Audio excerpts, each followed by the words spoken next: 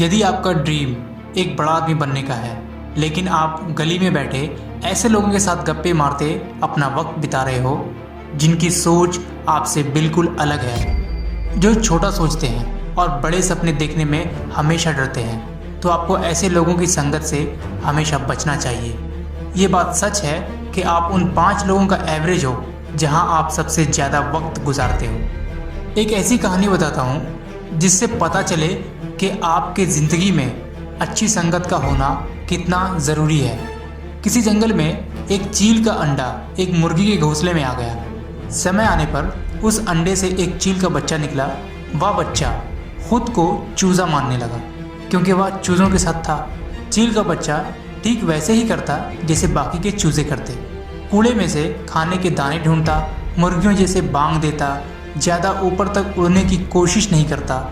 अचानक एक दिन उसने आसमान में एक चील को उड़ते देखा।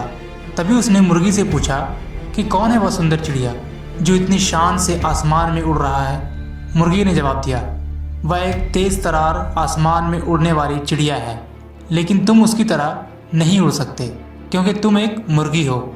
इसके बाद वह चील का बच्चा उड़ने के बारे में कभी सोचा तक नहीं और वह मुर्गी के जैसे अपनी ज़िंदगी को जिया भी और उसी के जैसे मरा भी, क्योंकि उसे उसके पैदाइशी गुणों से महरूम रखा गया, जबकि वह आसमान में शान से उड़ने के लिए पैदा हुआ था।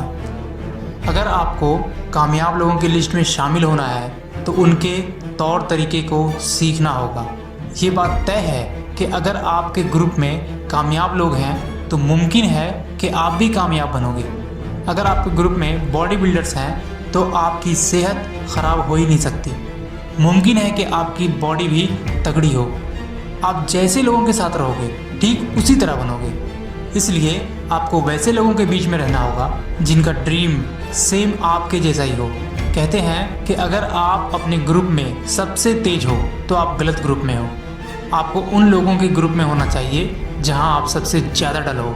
अगर आपके अंदर सच में अपने ड्रीम को पूरा करने का जुनून होगा तो आप आने वाले कुछ ही दिनों में अपने इस नए ग्रुप में सबसे आगे रहोगे, क्योंकि इनसे आपको वो सीखने को मिलेगा जो आपको अपने ड्रीम को पूरा करने के लिए सबसे ज़्यादा ज़रूरी है। इन सबको ध्यान में रखते हुए हमेशा नेगेटिव लोगों से दूर रहें, क्योंकि किसी भी इंसान का कैरेक्टर इससे जाहिर नहीं होता कि वह कैसी संगत में रहता है, बल्कि इस बात से भी कि वह कैसी संगत से दूर रहता है। इसलिए हमेशा कोशिश करें कि आपकी संगत अच्छी हो। इसीलिए कहा गया, जैसी संगत वैसी रंगत।